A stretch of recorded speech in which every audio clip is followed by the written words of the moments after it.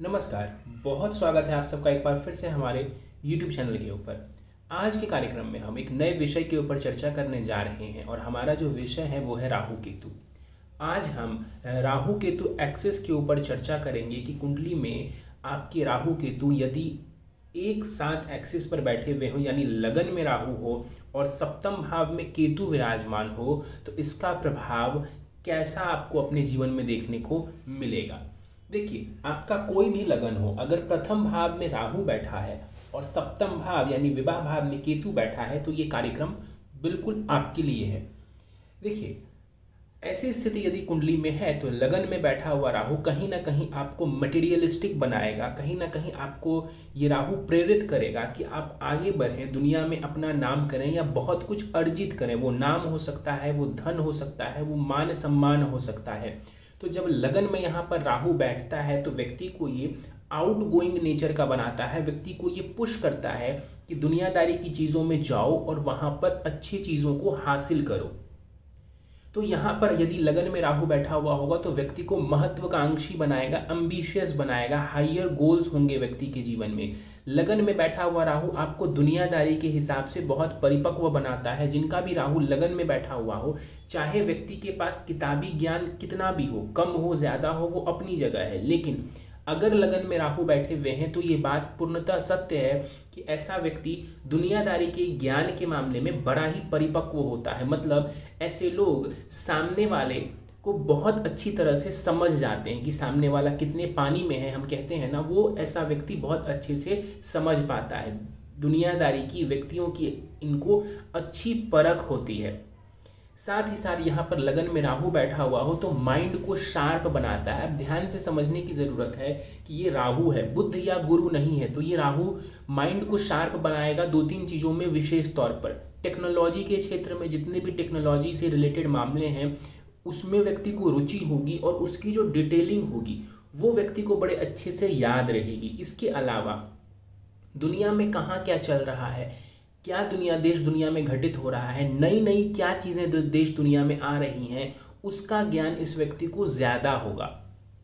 किताबी ज्ञान second level पर आएगा, लेकिन देश दुनिया का ज्ञान, टेक्नोलॉजी का ज्ञान ऐसे लोगों को ज़्यादा होगा। लगन में बैठा हुआ राहु कई बार व्यक्ति को बहु प्रतिभा का धनी बनाता है, बहुमुखी प्रतिभा का धनी बनाता है। बहुत सारे क्षेत्र में ऐसे व्यक्ति अपना ज्ञान रखते हैं। मान लीजिए कि राहु लगन में है तो संभव है कि हो सकता है आप टेक्नोलॉजी के क्षेत्र में काम कर रहे हो, लेकिन टेक्नोलॉजी का तो आपको ज्ञान होगा ही, साथ साथ में हो सकता है कि आपको ज्योतिष में भी रुचि हो सकता है कि आपको पामिस्ट्री में रुचि हो सकता है कि आपको फिल्मी दुनिया में थोड़ी रुचि हो। तो कहने का मतलब है कि लगन में राहु बैठा हुआ है तो मल्टीपल चीज़ों की तरफ व्यक्ति का ध्यान जाता है, उस तरफ भी व्यक्ति जो है अपना दिमाग या अपना जो ध्यान है वो केंद्रित करता है। लगन में राहु बैठे हुए हैं तो बस एक बात का ध्यान रखिएगा कि भटकाव से बचेंगे। लगन का राहु बुरा नहीं होता है, लेकिन यदि आपका मन भटक रहा है, आप फोकस नहीं कर पा रहे हैं, कंसंट्रेशन आपका खराब हो रहा है, तब कहूँगा हाँ, तब लगन में बैठा हुआ राहु आपको नकारात्मक प्रभाव दे रहा है, तब आपको उपाय की और बाकी चीज़ों की ज़रूरत है। अन्यथा लगन में बैठा हुआ राहु आमतौर पर अच्छा परिणाम देता है। यहाँ से बैठा हुआ राहु कुंडली के पंचम भाव के ऊपर अपनी दृष्टि डालेंगे। लगन में बैठा हुआ राहु पांचवी दृष्टि पंचम भाव के ऊपर डालेगा, कोई भी राशि हो पंचम भाव में, लेकिन पंचम भाव के ऊपर लगन में बैठा हुआ राहु दृष्टि डालेगा तो शिक्षा, संतान, प्रेम संबंध के मामले में ये अपना प्रभाव जरूर देगा। तो अगर राहु पंचम में बैठे हुए हैं तो टेक्नोलॉजी के क्षेत्र में ज्ञान अर्जित करना, न्यू जो एडवांसमेंट हो रही है उसके ऊपर व्यक्ति का ध्यान जाना, रिसर्च ओरिएंटेड माइंड, मतलब किताबों से हट करके भी जो विद्या होती है ना, व्यक्ति उसको जानने की कोशिश करता है। यहाँ पर बैठ करके राहु पंचम भाव को देखेंगे, प्रेम संबंध में थोड़ा उतार चढ़ाव ये दे सकते हैं, और साथ ही साथ जो मैंने कंसंट्रेशन की बात की थी उसका ध्यान रखने की यहाँ पर ज़रूरत पड़ेगी। राहु की दृष्टि पंचम भाव के ऊपर संतान संबंधित चीज़ों के लिए एक पॉजिटिव प्रभाव देगा। राहु की बात करते हैं, सप्तम दृष्टि की बात करते हैं। देखिए, राहु की सप्तम दृष्टि की चर्चा मैं आमतौर पर बहुत ज़्यादा नहीं करता हूं, क्योंकि राहु से बिल्कुल सामने केतु बैठे हुए होते हैं, तो केतु का प्रभाव ज़्यादा होगा वनस्पति की राहु की सातवीं दृष्टि से।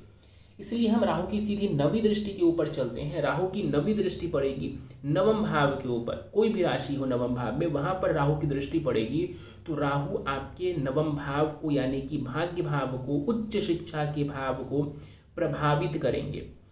राहु नवम भाव को प्रभावित करेंगे तो संभावना दिखती है कि लॉन्ग डिस्टेंस ट्रैवल कई बार ये करवा दें। ऐसी जगहों पर ट्रैवल करवाएं जहां पर आप ऐसे लोगों से मिलें जिनका कल्चर थोड़ा डिफरेंट हो। ज़रूरी नहीं है कि विदेश यात्रा ही करवाएंगे, विदेश की यात्रा भी करवा सकते हैं, लेकिन अगर विदेश यात्रा नहीं भी होती है तो भी संभावना है कि कोई ऐसी लंबी दूरी की यात्रा जहां पर ऐसे लोगों से आप मिलें, ऐसे लोगों के क्षेत्र में आप जाएं जिनका कल्चर आपसे अलग है।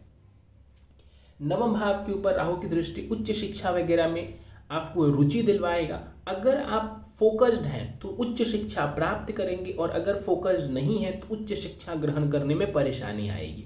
तो मैंने कहा ना बार बार कि राहु लगन में बड़ा अच्छा है, लेकिन बस ध्यान ये रखना है कि ये आपको कहीं कंफ्यूज तो नहीं कर रहा, कहीं आपको भटकाव तो नहीं दे रहा।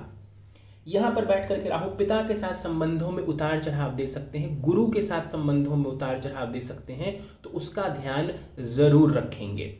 आगे बढ़ते हैं, केतु के ऊपर चलते हैं। केतु कुंडली के सप्तम भाव में नजर आ रहे हैं, 7th हाउस में है। अगर आपकी कुंडली में भी केतु सप्तम में है तो बिल्कुल आप इसको ध्यान से देखिए। राशि कोई भी हो, हम यहाँ भाव की बात कर रहे हैं। सप्तम भाव में यदि केतु बैठा हुआ हो तो आमतौर पर यह कह दिया जाता है कि आपका वैवाहिक जीवन खराब रहेगा। देखिए, इस बात में पूर्ण सच्चाई नहीं है। अगर केतु सप्तम में है तो हाँ, थोड़ा सा एक डर, एक भय बन जाता है, एक मैं बोलूँगा इसको कि सेंसिटिव पॉइंट बन जाता है आपकी कुंडली का। अगर केतु सप्तम में बैठा है तो विवाह एक सेंसिटिव पॉइंट बन जाता है, एक संवेदनशील बिंदु बन जाता है कुंडली का। लेकिन हर मामले में वो बुरा ही होगा ऐसा नहीं है, ऐसा कतई नहीं है। तो केतु सप्तम में यदि बैठे हुए हो तो संभावना दिखती है कि थोड़ा सा डिटैचमेंट रह सकता है, आपके वैवाहिक जीवन में थोड़ा डिटैचमेंट रह सकता है। मतलब कि विवाह तो हो जाएगा, लेकिन विवाह होने के बाद भी जितना इमोशनल आप चाहेंगे कनेक्टिविटी रहे उतना नहीं होगा। क्यों? क्योंकि केतु जो है ना, ये डिटैचमेंट का कारक है, डिटैचमेंट वाला प्लैनेट है, मोक्ष कारक है। ये चीज़ों को कट करने का काम करता है, जोड़ने का काम नहीं करता है। तो इसीलिए बहुत सारे पंडित जी आपको बोलेंगे कि सप्तम में केतु है तो इसका तो डिवोर्स होना पक्का है। ऐसा नहीं है, ऐसा नहीं है कि सबका डिवोर्स हो ही जाएगा। लेकिन इतना है कि केतु सप्तम में हो तो पार्टनर के साथ कनेक्ट करने में आपको दिक्कत आ सकती है। कई बार आपको लगेगा कि शादी तो हो चुकी है हमारी, लेकिन फिर भी आपस में वो बॉन्डिंग नहीं है जिसकी कई बार आप उम्मीद करते हैं। केतु सप्तम में बैठे हुए हैं, सबसे बेहतरीन सलाह होगी आपके लिए कि ऐसे पार्टनर को ढूंढें जिनका स्वभाव केतु से मिलता जुलता हो, थोड़े आध्यात्मिक हो, बहुत ज़्यादा मटेरियलिस्टिक वाले नहीं हो, बहुत ज़्यादा पैसे वगैरह के चक्कर में ना भागते हो, मॉडर्न लाइफ के पीछे ना भागते हो। तो ऐसा पार्टनर रहेगा तो वैवाहिक रिश्ता आपका थोड़ा बेटर चल पाएगा। सप्तम में केतु बैठे हुए हैं, केतु कट करने का भी काम करता है, और केतु को हम मंगल की तरह मानते हैं। हमें पता है कि केतु को कुजवत कहा गया है, मंगल की तरह प्रभाव देने वाला ग्रह कहा गया है। तो ऐसे में केतु सप्तम में बैठा हुआ है तो ध्यान रखेंगे कि वैवाहिक जीवन में अचानक से कोई परेशानी ना आ जाए, गुस्से की वजह से, अग्रेशन की वजह से कोई विशेष परेशानी वैवाहिक जीवन में ना आ जाए। तो आप हो या फिर आपके पार्टनर हो, अगर किसी के भी सप्तम भाव में केतु बैठा हुआ है तो अग्रेशन का ध्यान रखने की सलाह मैं जरूर दूंगा कि अपने अग्रेशन के ऊपर कंट्रोल करके चलें, अन्यथा वैवाहिक जीवन में परेशानी ज्यादा देखने को मिल सकती है। यहाँ पर केतु राहु यहाँ बैठे हुए हैं तो जिस भी भाव में, हम आगे और भी सीरीज को इसको कंटिन्यू करेंगे, एक बात बड़े ध्यान से समझिए, राहु केतु जिस भी एक्सिस पर है किसी की भी कुंडली में, जैसे इस कुंडली में 1-7 एक्सिस पर है, किसी की कुंडली में 3-9 एक्सिस पर होगा, तीसरे और नवम भाव में होगा, तो वो जो बिंदु है ना, वो जो एक्सिस है ना, वो संवेदनशील पॉइंट हो जाता है आपकी कुंडली का। तो उसको बड़े ध्यान से समझने की ज़रूरत है, और इससे डरने की आवश्यकता नहीं है, इसे बड़े ध्यान से समझने की ज़रूरत है, और ये कैसा प्रभाव देगा इसको समझने की ज़रूरत है। हमेशा ये नेगेटिव प्रभाव नहीं देता है। तो ये हमने समझा, राहु केतु यदि आपकी कुंडली के प्रथम और सप्तम भाव के में विराजमान हो तो कैसा इसका प्रभाव रहता है हमने समझा। देखिए, केतु की दृष्टि भी बहुत सारे लोग लेते हैं, केतु की दृष्टि के बहुत सारे नियम हैं, हमेशा केतु अपनी दृष्टि नहीं डालता है, इसीलिए मैंने यहाँ पर केतु की 5वीं 7वीं 9वीं दृष्टि के ऊपर चर्चा नहीं की है।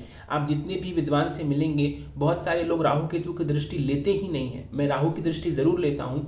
केतु की दृष्टि विशेष परिस्थितियों में, जब कुछ कंडीशंस बन रहे होते हैं कुंडली में, तभी ली जाती है। हमेशा केतु की दृष्टियों को लेना उचित नहीं है, उसका प्रभाव देखने को नहीं मिलता है। तो केतु को केवल जहाँ केतु विराजमान है आप उसे वहीं पर माने। उम्मीद है आपको हमारा आज का ये वीडियो पसंद आया होगा। वीडियो पसंद आया तो चैनल को सब्सक्राइब ज़रूर करें, वीडियो को लाइक करें। और कुंडली विश्लेषण करवाना चाहते हैं, गहन अध्ययन करवाना चाहते हैं अपनी कुंडली का, तो स्क्रीन के ऊपर दिए जा रहे व्हाट्सएप नंबर के ऊपर आप हमसे संपर्क कर सकते हैं। इस वीडियो में फ़िलहाल इतना ही। आप सभी का बहुत बहुत धन्यवाद।